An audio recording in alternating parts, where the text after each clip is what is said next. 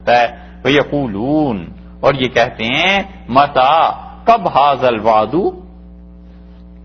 یہ وعدہ کب پورا ہوگا جو آپ کہتے ہیں کہ قہر آ جائے گا، عذاب آ جائے گا، تمہارے مذاق اور ہنسی اڑانے پہ خدا پکڑ لے گا، یہ وعدہ کب پورا ہوگا؟ یہ کب آئے گی چیز؟ اور اللہ نے بتا دی نا، اللہ تعالی نے دکھا دیا، پھر بدر میں واقع ہو گیا۔ ان کنتم صادقین، اگر تم سچے ہو تو تم یہ بتاؤ یہ بات کب پیش آئے گی؟ ہم تمہارا مذاق اڑا رہے ہیں ایک عرصے سے، ہمارا تو بال بھی بیکا نہیں ہوا، ہمارے سر میں درد نہیں، ہم جو کچھ مرضی کریں کوئی پوچھنے والا نہیں۔ ان کنتم صادقین، اگر تم سچے ہو تو یہ سب چیزیں کب پیش آئیں گی؟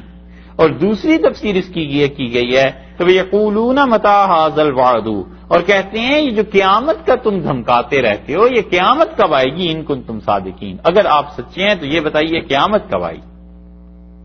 تو دونوں تفسیریں ہو گئی، اور تفسیر کا دار و مدار آ گیا وعد کے لفظ پہ کہ وعدہ یعنی قیامت کا وعدہ، یا یہ کہ یہ قہر اور عذاب کا وعدہ کہ خدا کا عذاب آ جائے گا، یہ کب آئے گا؟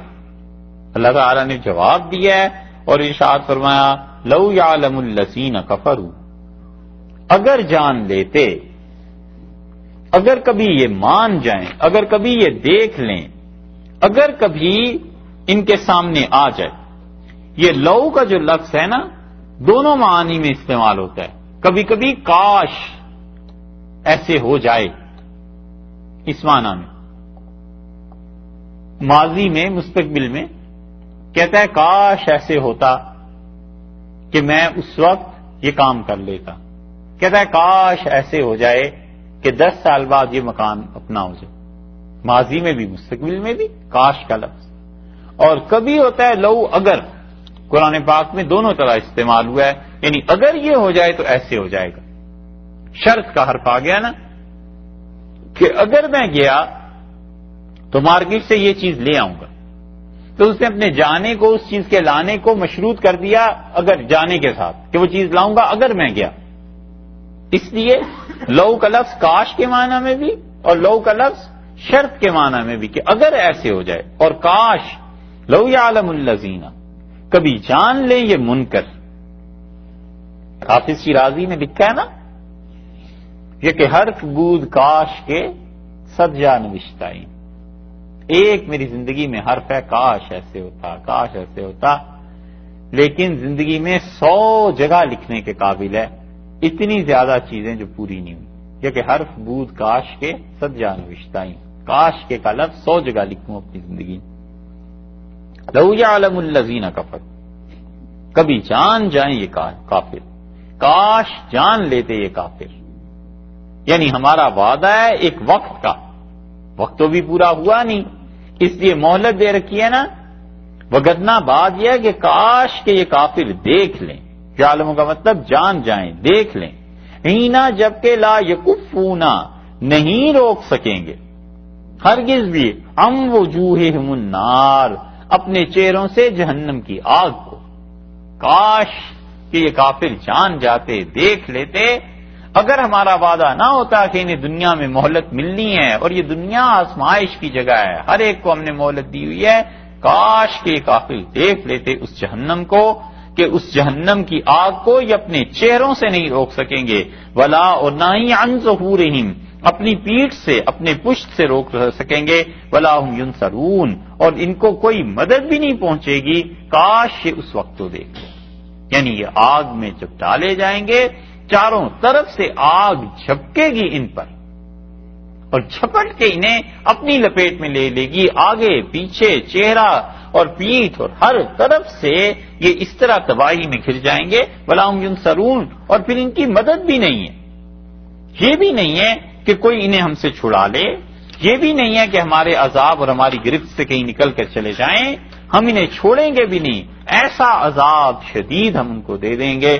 اور پھر بل تأتیہم، بات یہ ہے کہ یہ جو کچھ کر رہے ہیں نا، بل کوئی بات نہیں، تم کہتے ہو جلدی عذاب آ جائے، دیکھو کاش یہ دیکھتے اس عذاب کو جب آگ کا آئے گا، بل تأتیہم بغتۃ، کوئی بات نہیں، صبر کر جاؤ، وہ تو آئے گا قیامت کا عذاب بغتۃ، ایک دم، یعنی کیا چیز آئے گی ایک دم؟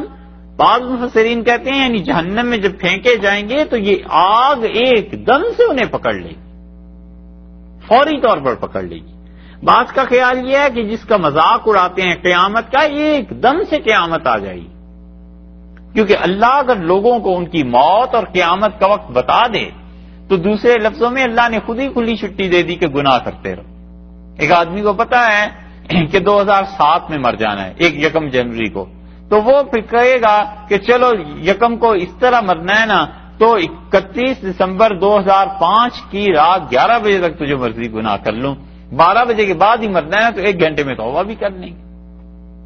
اس لیے خدا نے موت کا وقت متعین نہیں دیا کسی کو، اور اسی طرح اللہ تعالی نے دوسری طرف قیامت کا وقت بھی متعین کسی کو نہیں بتایا، تاکہ لوگوں پر یہ شک رہے اگر ان میں ہوش ہے کہ کسی بھی وقت موت آ سکتی ہے۔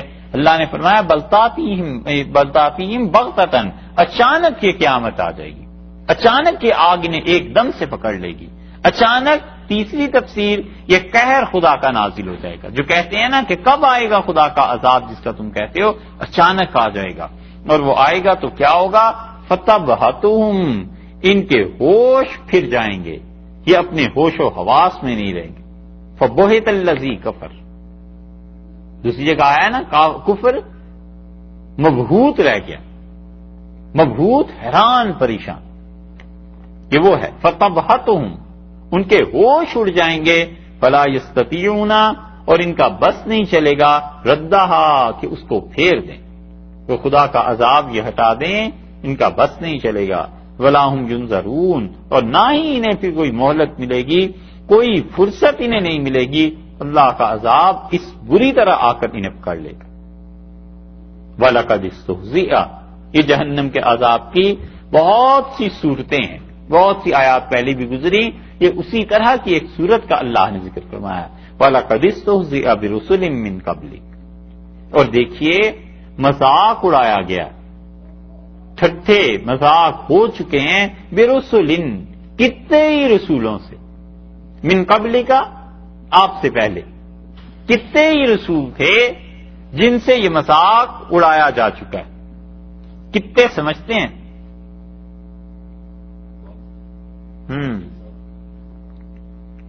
جی اصل میں اردو یہی تھی، بعد میں نون کا اضافہ ہو گیا اس میں کتنے، اب تو کتنے ہی بولتے ہیں سب، اصل میں یہ لفظ کتنے تھا، کتنے ہی۔ یو پی میں کبھی کبھی لوگ پرانے لوگ بولتے ہیں، اور اب حیدرآباد والوں نے نون کا اضافہ کر دیا نا، جیسے پہلے کراچی ہوتا تھا اب کرانچی ہو گیا، کراچی بھی بولتے ہیں۔ ارے نہیں، اس دن ہم ایک کون سا لفظ سن رہے تھے، ان کا دیکھو اس میں بھی انہوں نے نون ڈال دیا، ہاں جیسے ہر چیز میں ذرا کھٹی ڈال دیتے ہیں نا، تو ہر چیز میں نون کو ذرا سا بڑھا کے شامل کر دیں ہیں۔ گھانس نہیں، گھاس کو کہتے ہیں گھانس، ہاں دیکھا ہے، یہ پلاؤ میں نے مت ڈالا ہے، ہر چیز میں نون ذرا سے شامل کر دیا اپنے پاس سے۔ اچھا اصل میں لفظ تھا کتنے ہی، وَلَقَدِ اسْتُهْزِئَ بِرُسُلٍ مِّن قَبْلِ، آپ سے پہلے کتنے ہی رسول تھے، کتنے ہی رسول تھے علیہم الصلوۃ والسلام، ان کا مذاق اڑایا گیا۔ یہ جو آیت ہے یہ در حقیقت جا کر وہاں ملتی ہے جو پیچھے آیت گزری نا، آیت نمبر 36، وَإِذَا رَآكَ الَّذِينَ كَفَرُوا إِن يَتَّخِذُونَكَ إِلَّا هُزُوًا، اور جب کافر آپ کو دیکھتے ہیں تو کوئی کام نہیں ہے انہیں آپ سے سوائے مذاق اڑانے کی، یہی چیز یہاں آ گئی۔ وَلَقَدِ اسْتُهْزِئَ بِرُسُلٍ مِّن قَبْلِكَ، اور کتنے ہی رسول تھے علیہم السلام آپ سے پہلے اور ان کا مذاق اڑایا گیا۔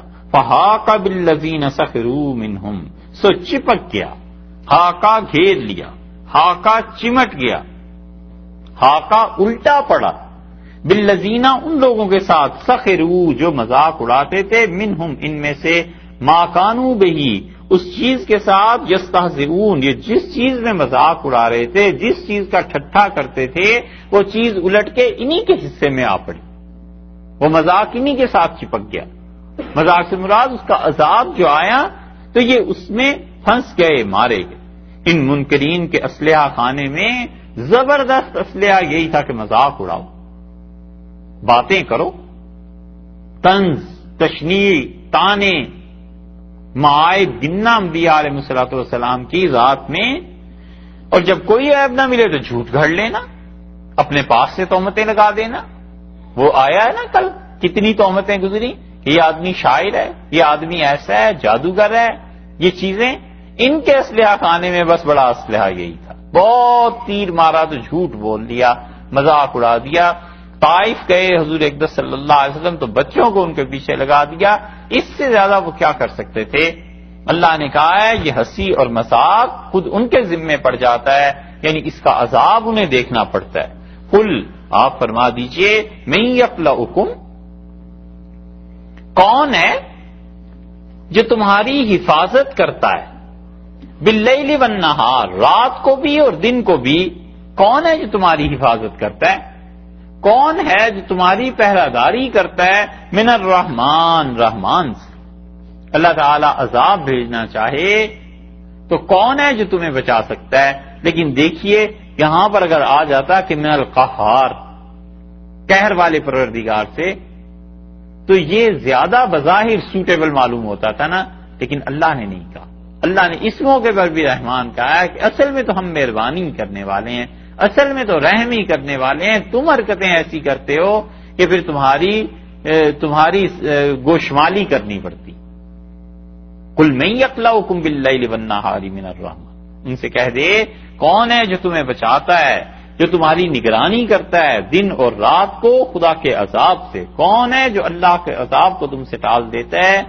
یعنی اللہ ہی تو ہے، وہی تو تمہیں کچھ نہیں کہتا، وہی تو تمہارے ساتھ اتنی مہربانی، نرمی اور رعایت کا سلوک رکھتا ہے. بل اصل بات یہ ہے کوئی نہیں، اس بات کو بھی تم چھوڑو، ہم تمہیں اصل حقیقت بتائیں. ہم یہ منکر عن ذکر ربہم، اپنے رب کی یاد سے معرضون، ٹالتے ہیں، ٹلا دیتے ہیں، اللہ کو یاد نہیں کرتے. قرآن بار بار اس کی شکایت کرتا ہے کہ لوگ اللہ کو یاد نہیں کرتے.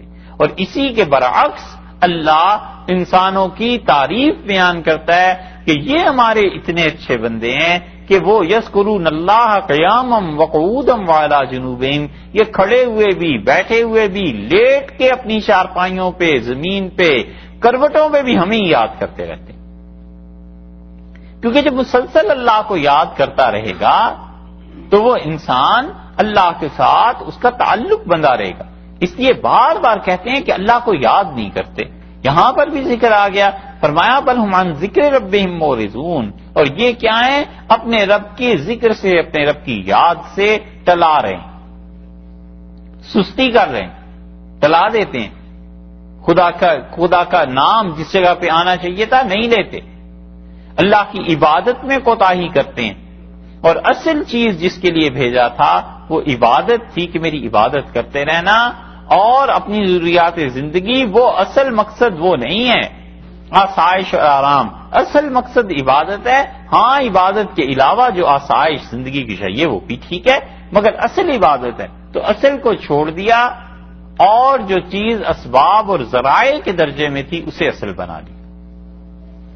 ذرا آپ سوچیں کہ جس آدمی نے جانا ہو امریکہ اور منزل وہ ہو اور راستے میں کہیں جہاز رکا لندن میں، دبئی میں، تو وہیں ٹھہر گیا کہ ذرا اس شہر کو دیکھیں، یہ کریں، کچھ بھی نہ ہو تو منزل پہ تو دیر سے ہی پہنچے گا. تو اللہ نے یہ دنیا کی زندگی دی تھی کہ اس کے بغیر چارہ نہیں ہے. ٹھیک ہے کہ کرو، سب کچھ کرو، کماؤ، کھاؤ، پیو، سب ٹھیک ہے. اصل چیز ہماری یاد، اس سے غفلت ہو گئی، وہ اللہ کو یاد نہیں کرتے. اور مومن آدمی ہر رنگ میں اللہ کو یاد کرتا ہے، ہر طرح سے اللہ کو یاد کرتا ہے، حتیٰ کہ اپنے جسم سے عبادت کرتا ہے، نماز پڑھتا ہے، روزہ رکھتا ہے، حج کرتا ہے. اپنی فکر سے کہ اللہ کی توحید، حضور صلی اللہ علیہ وسلم کا احترام، تقدیر پہ ایمان، قیامت پہ ایمان، فرشتوں پہ ایمان، یہ فکر کی عبادت ہے. جب فکر کی عبادت مستحکم ہوتی ہے تو پھر اس کا اثر اعمال پر پڑتا ہے. فکر کی عبادت ہے اللہ کے ساتھ محبت اور تعلق، اس محبت کی وجہ سے پھر اعمال میں شوق پیدا ہو جاتا ہے. اعمال بوجھل اور وزنی نہیں لگتے کیونکہ مالک سے محبت پیدا ہو گئی نا. اور یہ محبت بہت بڑی چیز ہے، انسان کو اللہ کی اطاعت پہ لے آتی ہے، اللہ کی فرما برداری پہ لے آتی ہے۔ یہ ہے فکر کی عبادت۔ مال کی عبادت نظر مانتا ہے اللہ کے لیے، اللہ تعالی کے لیے نظر کا ماننا ایک تو وہ چیز ہے، اس کی تشریح بار بار کرنی پڑتی ہے کہ نظر کے مفہوم کو لوگ عام طور پہ سمجھتے نہیں۔ ایک ہے نظر یہ ماننا کہ یہ کام ہو جائے تو اللہ کی راہ میں خرچ کروں، یہ مکروہ ہے، یہ کوئی اچھا کام نہیں ہے، یہ پسندیدہ چیز نہیں ہے۔ رسول اللہ صلی اللہ علیہ وسلم نے فرمایا کہ نظر اس سے کوئی فرق نہیں پڑتا، تم خدا کی تقدیر کو نہیں بدل سکتے، بس بخیل کا مال خرچ ہو جاتا، اس لیے اسے پسندیدہ نہیں سمجھا گیا۔ اور دوسری طرف قرآن کہتا ہے یوفون بالنظر، یہ اپنی نظر کو پورا کرتے ہیں۔ یہ اگلی سورہ حج میں آ رہا ہے، اللہ نے فرمایا وَلْيُوفُوا نُذُورَهُمْ، انہیں چاہیے کہ اپنی نظر کو پورا کریں۔ تو مسئلہ یہ ہے، ٹائی یہاں پڑتی ہے کہ ایک طرف تو یہ مکروہ ہے، ناجائز، اچھی چیز نہیں، دوسری طرف سے پورا کریں، کیوں؟ اللہ نے تعریف بھی کی جو نظر پیش کرتے ہیں۔ تو اس کا مطلب یہ ہے، تفصیل تو اس کی انشاءاللہ آئے گی سورہ حج میں، لیکن اس کا سادہ سا مطلب یہ ہے کہ ایک آدمی ہے جو مصیبت کے وقت نظر مانتا ہے کہ اگر شفا ہو جائے تو اتنے پیسے خرچ کر دوں گا، اگر مجھے جاب مل جائے تو میں اتنے پیسے اللہ کی راہ میں دوں گا، یہ ہے غلط، مکروہ۔ لیکن اس نظر کو بھی اگر مانے تو پورا کرنا ہوگا، تفصیل اس کی فقہا نے لکھی۔ اور ایک نظر یہ ہے کہ انسان پر اچھی حالت آئی اور اس نے اپنے سے کہا کہ اللہ کے لیے میرے ذمے ہے، میں اب ایسا کام کروں گا۔ مثلا جاب مل گئی تو اسے تنخواہ ملی، اس نے کہا اللہ نے اتنی مہربانی کی ہے، اللہ کے لیے میرے ذمے ہے، نظر ہے کہ میں اس میں سے ایک جانور ذبح کروں گا۔ یہ ہے وہ صحیح چیز، اللہ خوش ہوتا ہے اس سے کہ اس بندے نے شکر ادا کیا میرا، اور اللہ تعالیٰ بہت قریب بندے کو کر لیتا ہے اس سے، کیونکہ خالص خدا کی عبادت۔ اولاد ہو گئی تو اس آدمی نے اللہ کے شکر کے لیے کچھ پیسے کسی کو غریب کو دے دیے، اس نے کہا اللہ کے لیے یہ نظر ہے میرے ذمے کہ میں کسی غریب کی مدد کر دوں، اللہ نے اتنی بڑی مہربانی مجھے کی۔ سفر کر رہا تھا، واپس پہنچا گھر، اس نے کہا اللہ کے لیے میرے ذمے ہے کہ میں اتنے لوگوں کو کھانا کھلا دوں، یہ نظر اس پہ واجب ہو گئی، اس کو پورا کرے گا، اللہ اس پہ خوش بھی ہوتا ہے۔ اور اللہ نے اسی لیے قرآن پاک میں کہا ہے کہ میرے بندے وہ ہیں یوفون بالنظر، جو نظر کو پورا کرتے ہیں۔ یہ نظر کا اصل طریقہ کہ اللہ کے لیے کام کرے، وہ چیز ہے۔ تو مومن ہر طرح سے اللہ کی عبادت کرتا ہے، اور اللہ نے فرمایا کافر کا حال دیکھ، وہ کیا کرتے ہیں، ان کی کون حفاظت کرتا ہے؟ بل ہم عن ذکر ربہم مورضون، یہ اپنے پروردگار کے ذکر سے مورضون، ٹلا جاتے ہیں، کنی کتراتے ہیں۔ کنی کترانا یہ بھی تو محاورہ ہے، نہیں؟ اچھا ٹھیک، حیدرآباد والوں کا نہیں بات۔ اچھا، ام لہم آلہۃ، کیا ان کے لیے ہیں؟ ام لہم یعنی بظاہر یہ استفہام ہے لیکن حقیقت میں نفی ہے۔ ام لہم آلہۃ، کیا ان کے کوئی ٹھاکر ہیں، کیا ان کے کوئی خدا ہیں؟ تمنعہم، جو انہیں بچاتے ہیں، من دوننا، ہمارے علاوہ۔ ابھی کہا نا اللہ نے کہ کون ہے رحمان کے علاوہ جو انہیں بچاتا ہے، دن رات ان کی حفاظت کرتا ہے۔ اب اسی پہ سوال آ گیا، فرماتے ہیں ام لہم آلہۃ تمنعہم من دوننا، کیا ان کے کوئی معبود ہیں، کوئی ٹھاکر ہیں جو انہیں بچاتے ہیں ہماری گرفت سے؟ اوپر تو بتا دیا نا کہ سوائے رحمان کے کوئی نہیں بچاتا، وہی ہے جو بچانے والا بھی ہے۔ اللہ تعالیٰ نے فرما دیا ام لہم آلہۃ تمنعہم من دوننا، کیا ان کے کوئی ٹھاکر، کوئی بت، کوئی خدا ہیں جو ہمارے علاوہ انہیں بچانے پر قدرت رکھتے ہوں، ہم سے لڑ لیں اور ان کو بچا لیں؟ لا یستطیعون، ان کے معبود ان میں تو اتنی جان نہیں ہے کہ نصر انفسہم، کہ وہ اپنی جان کو بچا سکے، وہ اپنی مدد خود نہیں کر سکتے۔ ولا ہم، اور نہ ہی منا، ہماری طرف سے، یصحبون، ان کی کوئی مدد کی جاتی۔ نہ ہی ہماری طرف سے مدد کی جائے گی، اور نہ ہی ان میں سے کوئی ایسا ہے جو جان اپنی کو بچا سکے۔ ان کے معبود اتنے ہیں، یعنی بغیر کسی کی مدد کے خود اپنی جان نہیں وہ بچا سکتے۔ جس کی عبادت کرتے ہیں، اگر ہم اسے پکڑنا چاہیں، ان کے معبودوں میں سے کسی کو پکڑنا چاہیں، اس کو تو اپنی جان بچانی دشوار ہو جائے۔ کہاں یہ کہ وہ ان کی حفاظت کرے، اور کہاں یہ کہ وہ ان کے معاملے میں ان کا ساتھ دے، بلکہ کیا ہے وَلَا هُم مِنَّا يُصْحَبُونَ، اور نہ ہماری طرف سے ان کی مدد کی جائے گی۔ جن پر اعتبار کرتے تھے، جب مصیبت آئے تو انہی کے پاس چلے جائیں، ہماری طرف سے بھی کوئی مدد نہیں کی جائے گی۔ یہ وہ حالت ہے جب موت آ جائے۔ یصحبون جو ہے، امام راضی رحمۃ اللہ نے اس موقع پر اچھی چیزیں نقل کی ہیں۔ راضی رحمۃ اللہ تفسیر کبیر میں کہتے ہیں کہ کسی کی حفاظت کے لیے کہا جاتا ہے کہ وہ آدمی صاحب، یعنی فلاں کی حفاظت کرتا ہے، اور اس آیت میں یصحبون کا جو لفظ ہے یہ صحبت سے نہیں ہے۔ جن بزرگوں نے اسے صحبت سے مانا ہے نا، رفاقت سے، ساتھ رہنے سے، انہوں نے ترجمہ کیا ہے کہ نہ ہی ان کو ہماری طرف سے کوئی رفاقت ملتی ہے، ہمارے ساتھ رہنا ہوتا ہے ان کا، یہ بھی نہیں ہوتا۔ لا یستطیعون نصر انفسہم، نہ ہی تو وہ معبود مدد کر سکتے ہیں اپنی جان کی، اور نہ ہی ہماری طرف سے ان کے ساتھ رہنا ہوتا ہے۔ ایک ترجمہ تو یہ کیا گیا، لیکن عربوں کے ہاں راضی رحمت اللہ نے کہا کہ صحابک اللہ، عرب بولتے تھے محاورے میں کہ صحابک اللہ، کہ اللہ تعالیٰ تمہارا صاحب ہو، اللہ تمہارا مددگار ہو۔ نصرک اللہ، اللہ تعالیٰ تمہاری مدد کرے۔ تو صحابہ جو مدد کرنے سے ہے وہ ہے یہاں مراد، یہاں پہ مراد صحبت، تعلق، ساتھ رہنا نہیں۔ تو آیت کے معنی یہ ہو گئے کہ ان لوگوں کو ہماری طرف سے کوئی مدد اور اعانت حاصل نہیں ہوگی۔ یعنی کافر جو اپنے معبودوں کے متعلق کہتے ہیں کہ یہ آخرت میں ہماری مدد کر دیں گے، اللہ نے اس کا رد کر دیا کہ نہ تو خود اپنی مدد کر سکتے ہیں اور نہ قیامت میں یہ تمہاری مدد کر سکیں گے، کوئی تمہارے کام نہیں آئے گا۔ یہ ہے ترجمہ جو زیادہ صحیح لگتا ہے، اگرچہ شیخ الہند رحمۃ اللہ علیہ وغیرہ کا ترجمہ اس کے برعکس ہے بڑے حضرات کا، لیکن یہاں پر یہ ترجمہ جو راضی رحمۃ اللہ نے اس کی طرف توجہ دلائی ہے وہ عربوں کے محاورے کے مطابق ہے اور وہ زیادہ صحیح لگتا ہے۔ وَلَا هُم مِنَّا يُصْحَبُونَ، اور نہ ہی ہماری طرف سے کوئی مدد کی جائے گی۔ بل متعنا، اصل حقیقت اس کفر کی یہ کہ کوئی بات نہیں، یہ جو کچھ کر رہے ہیں نا، ہم تمہیں اصل حقیقت بتائیں۔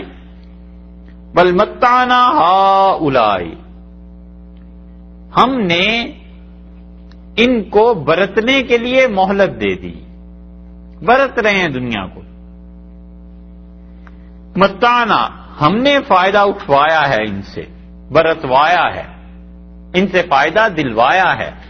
ہؤلاء وآباؤہم، انہیں بھی اور ان کے آباء و اجداد کو بھی، ان کے والدین، ان کے دادے پردادے اس دنیا کو برت رہے ہیں کب سے، اور یہ بھی اسی حساب سے برتتے چلے جا رہے ہیں، کیونکہ مدتیں گزر گئی ہیں نا اس پروسیس پہ، حتی طال علیہم العمر، یہاں تک کہ تم دیکھتے ہو طال علیہم العمر، ان پر بڑھ گیا ہے ان کا جینا، بہت مدت سے یہی حرکتیں چلی آ رہی، انہوں نے دنیا کو استعمال کیا، ان کے آباء و اجداد نے استعمال کیا، ان کے پچھلوں نے، اور ہم نے کئی نسلوں تک ان پہ عذاب نہیں بھیجا، اس لیے یہ کفر کرتے چلے جا رہے ہیں۔ یہ سمجھتے ہیں دنیا میں کھلی چھٹی ہے، کوئی گرفت آئی نہیں، کسی نے پکڑا ہی نہیں، کسی نے پوچھا ہی نہیں۔ اللہ نے فرمایا اس لیے طال علیہم العمر، دنیا مدتیں گزر گئی ان پہ، اس لیے یہ خدا کے زیادہ نافرمان ہو رہے ہیں، یعنی ذرا سے کم درجے کے لفظوں میں کہ یہ تو ڈھیٹ ہو گئے، اتنی مدت سے کوئی پکڑ نہیں نہ آئی ان کافروں پہ۔ اللہ نے فرمایا بس یہ سمجھتے ہیں اس دنیا میں کوئی ہے ہی نہیں، حالانکہ افلا یرون، کیا یہ نہیں دیکھتے، انا ناتی الارض، ہم زمین پر آ رہے ہیں، ننقصھا، ہم زمین کو کاٹ رہے ہیں، من اطرافھا، زمین کے کناروں سے۔ یہ پوری کائنات، یہ پوری دنیا ہمارے تصرف میں ہے. یہ اپنی چھوٹی سے مملکت پہ، اپنی چھوٹی سی آبادی پہ کیا خوش ہو رہے ہیں کہ ہم نے عذاب نہیں دیا. انہیں نہیں پتا کہ ہم زمین کو اس کے کناروں سے کاٹتے چلے آ رہے ہیں. یہ بات پہلے بھی گزری 13ویں پارے میں بھی کہ اللہ نے فرمایا ہے ہم زمین کو کم کرتے چلے آ رہے ہیں اس کے کناروں سے. اب اللہ ہی جانے اس کا کیا مفہوم ہے. مفسرین نے اپنے اپنے دور میں جو سمجھا ہے وہ یہی ہے کہ اللہ تعالیٰ اسلام کو غالب کر رہا ہے اور کافر سمٹ رہے ہیں، کافر کم ہوتے چلے جا رہے ہیں.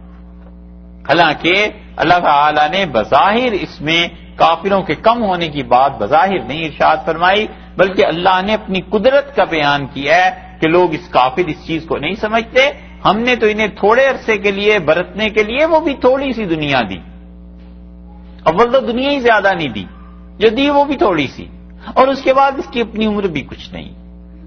یہ دنیا آج ہے کل نہیں ہے. 10 برس استعمال کر لیں گے، 11ویں برس میں کیا ہوگا؟ پھر نہیں ملے گی. تو ہم تو اس پوری دنیا کو ہی کاٹتے چلے جا رہے ہیں. افہم الغالبون، اب یہ کیا مجھ سے جیت جائیں گے؟ دیکھا ہے چیلنج. افہم الغالبون، کیا یہ مجھ پہ غالب آ جائیں گے؟ ہم اس کائنات کو کم کر رہے ہیں، ہمارے مقابلے میں کوئی بڑھا سکتا ہے؟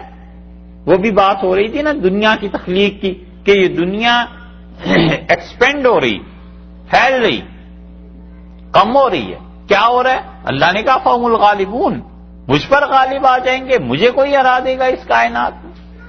اللہ ہی کا حق بنتا ہے کہ وہ ایسے دعوے کرے، اور اللہ ہی کا حق بنتا ہے کہ وہ لوگوں کو اس بات کو کہے. ارشاد فرمایا قل انما انذرکم بالوحی، آپ انہیں کہہ دیجئے کہ میں تو تمہیں ڈراتا ہوں اللہ کے حکم کے مطابق، وحی کے ذریعے. اللہ تعالیٰ کا حکم ہے کہ تمہیں ڈرایا جائے، اور اللہ ہی کے حکم کے مطابق تمہیں ڈراتا ہوں. تو انبیاء علیہ الصلوۃ والسلام کا کام آگاہ کر دینا، ڈرا دینا، حقیقت کا بتا دینا کہ دیکھو بھئی اصل بات یہ ہے، یہ ہونے والا ہے، آگے تم اس کو عمل کرتے ہو نہیں کرتے یہ تمہارے اپنے اوپر. اور یہی چیز ہے انبیاء علیہ الصلوۃ والسلام اور ان کے نائبین میں بھی کہ وہ کھوٹا کھرا الگ کر کے سامنے رکھ دیتے ہیں کہ بھائی بات یہ ہے، آگے تمہاری اپنی مرضی ہے، کرو یا نہ کرو. اس لیے ارشاد فرما دیا اللہ تعالیٰ نے یہاں کہ دیکھیے آپ انہیں کہیے کہ مجھے تو تمہیں ڈرانا ہے اللہ کے حکم کے مطابق، ولا یسمع الصم، اور نہیں وہ سنتا، سنتے نہیں ہے. کون؟ الصم، جو بہرے ہیں. الدعاء، پکار کو، پکارو کسی بہرے کو، بلاؤ، وہ سنتا ہی نہیں. یہاں بہرے سے مراد وہ پیدائشی بہرا نہیں ہے، کیونکہ اگر پیدائشی بہرا مراد دیں تو پھر تو وہ معذور ہو جائے گا نا. اس سے مطلب یہ ہے کہ وہ بہرا جو بنا ہوا ہے وہ نہیں سنتا، جان بوجھ کے نہیں سنتا. کوئی سو رہا ہو تو اس کو تو اٹھانا آسان ہے نا، اور کوئی سوتا بنا ہوا ہو تو اس کو اٹھانا مشکل ہے. وہ سب کچھ سن رہا ہوتا ہے، سوتا بنا رہتا ہے نا. جب کلاس میں نہ جانا ہو، جس دن اسکول نہ جانا ہو تو وہ چادر اوڑھ کے لحاف اوڑھ کے سوتا بنا ہے. ماں کہتی ہے اٹھاؤ، باپ کہتا ہے اٹھاؤ اسے. اب وہ اٹھتے تو جب وہ سویا ہوا ہو وہ تو سوتا بنا ہے. یہ کیفیت گزری ہے نا سب پہ. تو اس لیے جو بہرا خود جان بوجھ کے بنا ہوا ہے اسے کون سنائے؟ پیدائشی بہرا تو معذور ہو گیا.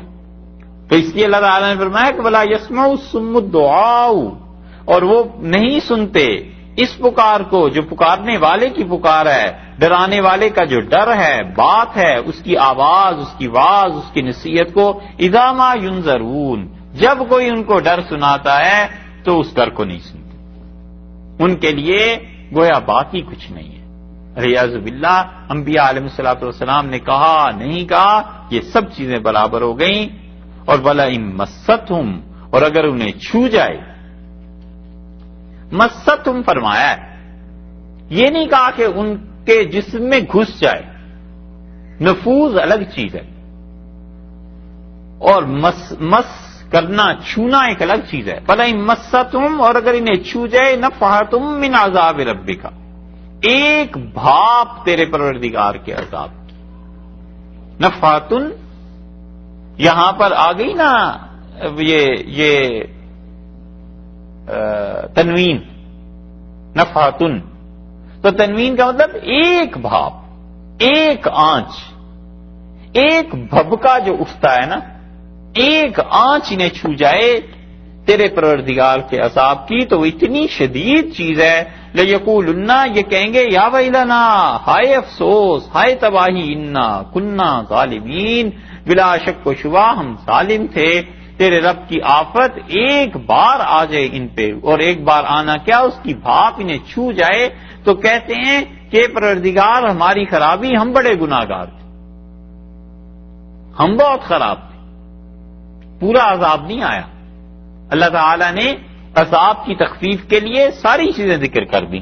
ارشاد فرمایا کہ مستم انہیں چھو جائے. ابھی تو عذاب نے لپیٹ میں نہیں لیا، صرف چھوا ہی ہے.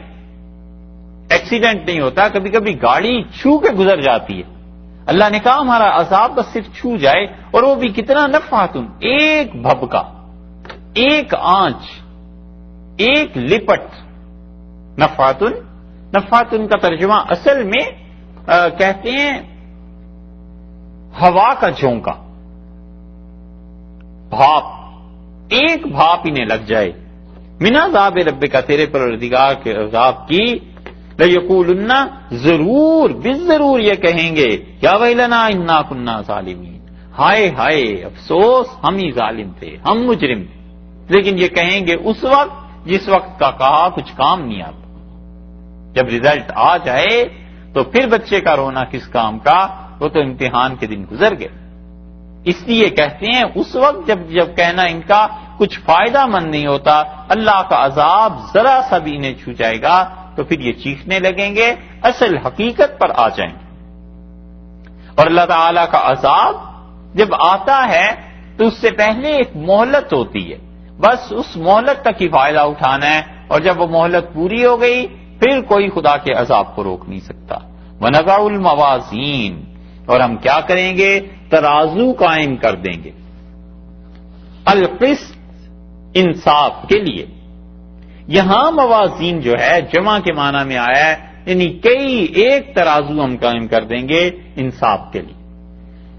مفسرین میں بہت کم لوگ اس طرف گئے ہیں جو کہتے ہیں کہ کئی ایک ترازو قائم ہوں گے، لیکن اکثریت اسی طرف گئی ہے کہ وہ کہتے ہیں ترازو ایک ہی قائم ہوگا. اور اللہ تعالی نے یہاں جمع کے صیغے میں استعمال کیا ہے اس ایک بڑے ترازو کی عظمت کے اظہار کے لیے کہ ترازو ایک ہی ہوگا، لیکن اتنا بڑا ترازو ہوگا گویا کہ کئی ایک ترازو ہیں. ہم اسے قائم کر دیں گے انصاف کے لیے، یوم القیامہ، قیامت کے دن ہم اسے قائم کر دیں گے. لوگوں کا حساب ہوگا اور لوگوں کے اعمال لائے جائیں گے. فلا تظلم نفس، اور ہرگز ظلم نہیں ہوگا کسی جی پر بھی، نفس شیئا، ایک ذرہ برابر کسی پر ظلم نہیں ہوگا. جو نیکی لایا ہے نیکیاں اس کو 10 گنا بڑھا کر دیں گے. کوئی ظلم نہیں ہے کہ اس نے دنیا میں نیکی کی ہو اور آج موجود نہ ہو. جو گناہ کیا ہے وہ اسی کے ذمے آئے گا. یہ کوئی بات نہیں ہے کہ گناہ کوئی کرتا رہا اور پکڑا کوئی جائے، ہم ایسے نہیں کریں گے.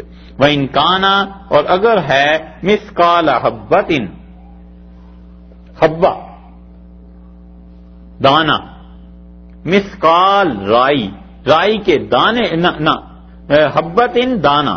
وَإِنْ كَانَ مِثْقَالَ، اور اگر ہے اس کے پاس کوئی رائی کے دانے کے برابر بھی، حبتن دانا من خردل، رائی، خردل کہتے ہیں رائی کو، رائی کے دانے کے برابر بھی اگر اس کے پاس کوئی چیز ہے، آتینا بہا، ہم اسے لے آئیں گے، ہم اس کو بھی ترازو میں ڈال دیں گے. وَكَفَى بِنَا حَاسِبِينَ، اور ہم اکیلے ہی حساب کرنے کو کافی. یہ جتنی چیزیں تم دیکھتے ہو کہ ترازو لگ گئے، فرشتے آ گئے، گواہیاں آ گئیں، یہ سب اس لیے ہے کہ تمہیں بتانا ہے ایک حساب ہے، ایک نظام ہے جسے چلانا ہے. وَغَرْنَا وَكَفَى بِنَا حَاسِبِينَ، ہم تو اکیلے ہی حساب کو کافی. ہمیں کیا ضرورت پڑی ہے ان ساری چیزوں کو دیکھنے کرنے کی، ہم تو خود ہی حساب لینے کو کافی ہیں. اور یہ دلیل ہے اس بات کی کہ اللہ تعالیٰ کے ہاں سے ترازو کو قائم کیا جائے گا. اس لیے ہمارے عقیدے میں یہ بات شامل ہے کہ قیامت میں ترازو ہوگا. بہت سے لوگوں نے اس کا انکار کیا ہے اور وہ کہتے ہیں ترازو سے مراد صرف اتنا ہے کہ اللہ عدل کر دے گا، ہم کہتے ہیں اس کی اپنی ایک صورت ہوگی ترازو کی، اب وہ جیسی بھی ہو اور جتنی بڑی ہو، یہ تو غیب کے حقائق ہیں، اللہ ہی جانتا ہے، اس کو ہم اپنی عقل سے نہیں پرکھ سکتے۔ اللہ تعالیٰ نے بتا دیا کہ یہاں پر ہم ہی کافی ہیں، اور کفا بنا حاسبین کا جو لفظ لائے ہیں نا، خدا ہر جگہ اللہ شرک کی جڑ کاٹتا ہے، اس لیے آدمی پڑھتا رہے دنیا کے مختلف مذاہب کو بھی، بشرطے کہ اپنا ایمان ٹھیک ہو، تو پھر بہت جگہ سمجھ میں آتی ہے کہ اچھا اس لفظ کا یہ مطلب ہے۔ مصری جو عبادت کرتے تھے نا، ان کی آپ تہذیب پڑھیں تو ان کے یہاں بہت سے خدا تھے، ان میں سے ایک خدا ایسا تھا جو سارے خداؤں پر اکاؤنٹنٹ مقرر تھا، وہ حساب کرتا تھا سارے خداؤں کا کہ باقی خداؤں نے کیا ظلم کیے ہیں علیہ باللہ، باقی خداؤں نے کیا نیکیاں کس کے ساتھ کی ہیں، کس قوم کو انہوں نے زیادہ نمبر دے دیے، کس کو کم دے دیے، وہ ایک خدا اور مقرر تھا۔ اللہ نے عجیب مطلب بعید نہیں کہ اسی بات کا رد فرما دیا ہو کہ اتنے خداؤں میں جو تم ایک حساب کا بھی خدا مقرر کرتے ہو یہ سب جھوٹ ہے، ہم تو اکیلے ہی کافی ہیں، کفا بنا حاسبین، ہم تو اکیلے ہی کافی ہیں، سارا حساب و کتاب کرنے کے لیے ہمیں کسی کی ضرورت نہیں۔ اور یہ جو فرمایا کہ نضع الموازین، کہ کیا کریں گے، رکھیں گے ہم ترازو میں انصاف کی کیا چیز، انسان کے اعمال، یا یہ کہ اعمال کی جو صورت ہے اسے لے آئیں گے۔ عالم مثال میں ان اعمال کی صورتیں ہیں نا، وہ اعمال کی جو صورتیں ہیں انہیں لے آئیں گے عالم مثال میں، جو بھی اس کی صورت ہے ان سب چیزوں کو رکھ کے تول لیں گے۔ اسی لیے رسول اللہ صلی اللہ علیہ وسلم نے ثواب کی صورتیں بتائیں۔ آپ نے کہا تم میں سے جو انسان جلدی آتا ہے جمعے کی نماز کے لیے اور وہ غسل کرتا ہے اور امام کے قریب آ کے بیٹھتا ہے اور اس کا خطبہ سنتا ہے، آپ نے فرمایا اسے ایک اونٹ کے برابر ثواب دیا جاتا ہے۔ پھر آپ نے فرمایا جو بعد میں آتا ہے اس کو ایک گائے کے برابر ثواب ملتا ہے، پھر آپ نے فرمایا بکری کے برابر، پھر مرغی کے برابر، پھر انڈے کے برابر۔ یہ سب ثواب کی علامتیں یا ثواب کی شکلیں ہیں جو رسول اللہ صلی اللہ علیہ وسلم بتائیں۔ اور آپ نے فرمایا امام جب خطبہ شروع کر دیتا ہے تو پھر فرشتے بیٹھ جاتے ہیں، بس اس کے بعد آنے والے کا نام نہیں لکھتے، کیونکہ وہ خطبہ شروع ہو گیا نا، اب اس کے بعد آنے والے کا نام نہیں لکھا جاتا، کیونکہ وہ خطبہ جو ہے وہ جمعے کی نماز کا ایک حصہ ہے۔ 4 رکعتیں تھیں ظہر کی، 2 خطبے میں چلی گئی اور 2 رکعتیں امام پڑھا دیتا ہے، یہ 4 رکعتیں ہیں گویا کہ جو، تو وہ رسول اللہ صلی اللہ علیہ وسلم نے وہاں ثواب کی شکل و صورت بتا دی کہ یہ شکلیں لائی جائیں گی ثواب کی اور یہ نامہ اعمال میں تمہارے تول دی جائیں گی۔ ایسی ہی حدیث میں آیا ہے دوسری جگہ، یہ 5ویں پارے میں بات گزر گئی، اوہو چلیں یہی حدیث عرض کر دیتے ہیں۔ حدیث میں دوسری جگہ آیا ہے رسول اللہ صلی اللہ علیہ وسلم فرمایا کہ آدمی کے نامہ عمل میں 99 دفتر رکھے جائیں گے، ایک روایت میں آتا ہے 23 دفتر رکھے جائیں گے اور ترازو میں، اور سب کے سب اس میں گناہوں سے بھرے ہوئے ہوں گے، یہاں تک کہ وہ بندہ کہے گا میں تمہارا کیا، اور اللہ تعالیٰ اسے فرمائیں گے کہ ہم نے آج کے دن کو انصاف کے لیے رکھا ہے اور تیری ایک نیکی ہمارے پاس ہے، اور وہ ایک نیکی چھوٹا سا کاغذ کا پرزہ اللہ اسے دیں گے اور کہیں گے کہ یہ ہے اور تو رکھ دے، اور وہ کہے گا اللہ اس سے کیا ہوگا، تو اللہ تعالیٰ فرمائیں گے تو اسے رکھ، اور وہ اس کی شہادت ہوگی جو اللہ کی وحدانیت کی اس نے دی تھی، اور وہ جب رکھے گا تو وہ ترازو جھک جائے گا اور وہ جتنے بھی اس کی دفتر تھے، جتنی بھی کاپیاں تھیں، جتنے بھی رجسٹر تھے، وہ سارے کے سارے اڑ جائیں گے، ان کا وزن ہلکا پڑ جائے گا لا الہ الا اللہ کے مقابلے میں۔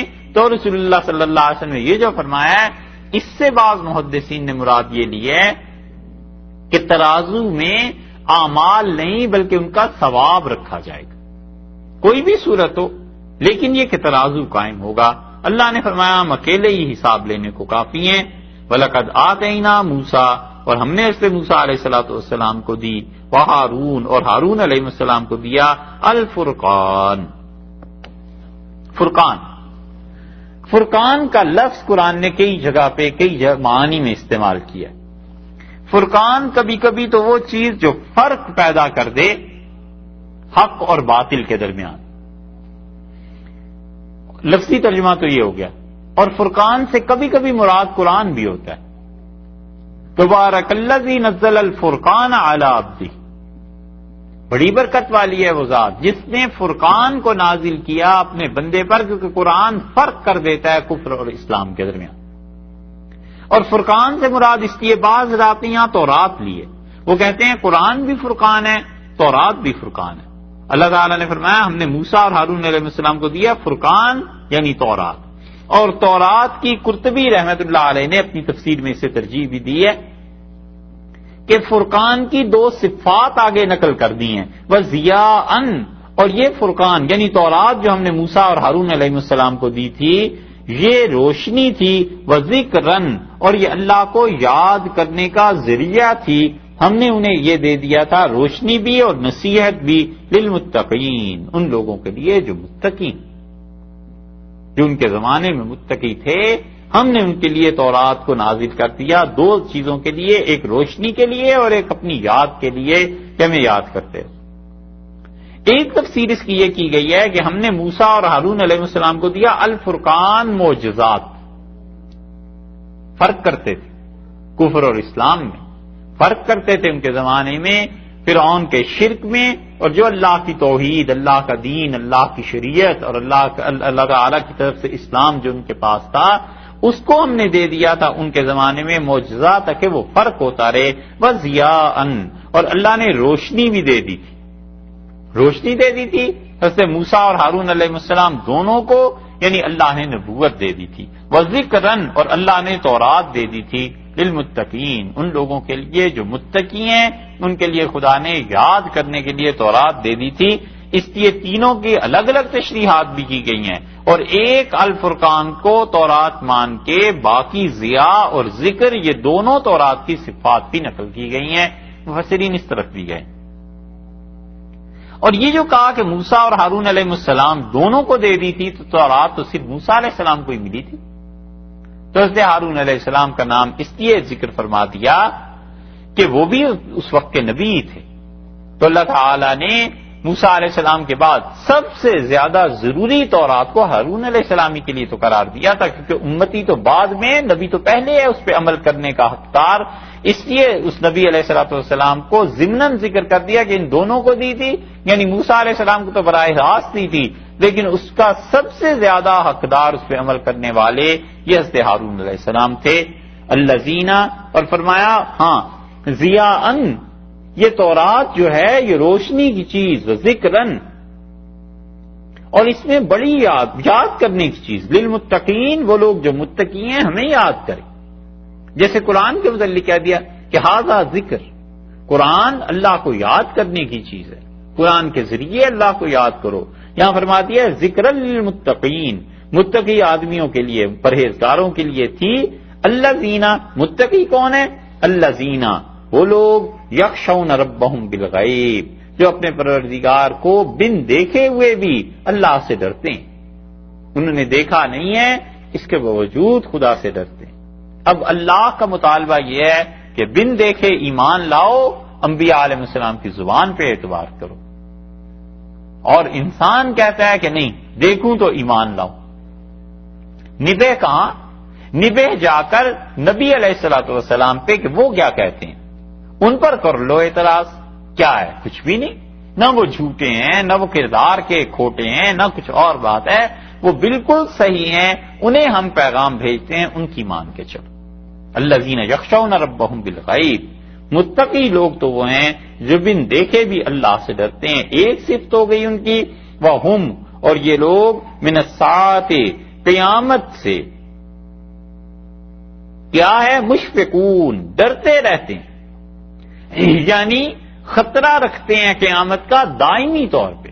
ہر وقت آہٹ لگی رہتی ہے، ہر وقت ڈرتے رہتے ہیں کہ مرنا ہے، اللہ کے ہاں پیش ہونا ہے. نتیجہ یہ کہ قیامت کے حساب و کتاب کا یہ خوف ان متقی لوگوں کو خدا کی نافرمانی نہیں کرنے دیتا. اس لیے آدمی کو کبھی بھی یہ بات ہو نا کہ مرنا ہے، جواب دینا ہے، کبھی بھی رسی نہیں توڑاتا.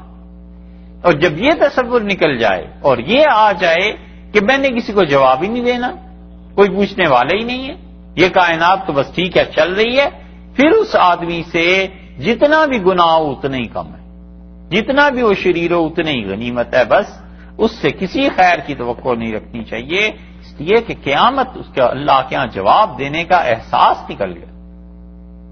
ایک بینک میں ایک آدمی ہے، حکومت میں وزیر ہے، اسے اگر یہ خیال رہے، احساس رہے کہ میں نے کہیں جواب دینا ہے، کوئی پوچھے گا مجھ سے، شام کو چیک کریں گے سب کچھ بیلنس کتنے ہیں، پھر تو وہ محتاط رہتا ہے۔ اور اگر اسے کبھی کھلی چھٹی مل جائے کہ کوئی پوچھنے والا ہی نہیں ہے، تو پھر تو جتنی کیش رہ جائے وہی غنیمت، پھر تو وہ آزادی ہو گئی اس کو۔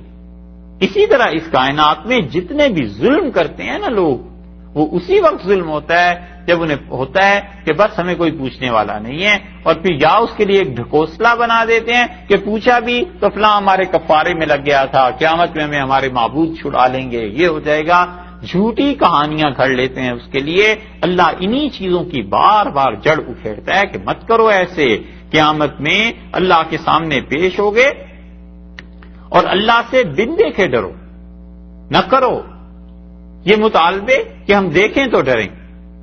اللہ نے عالم غیب پر ایمان کی دعوت دی، اور یہ نہ کرو کہ تم من الساعۃ مشفقون، وہ تو ہمارے اچھے بندے قیامت سے لرزتے ہیں، ڈرتے رہتے ہیں اس بات سے، تم ایسے نہ کرو کہ قیامت کو بالکل بھول جاؤ۔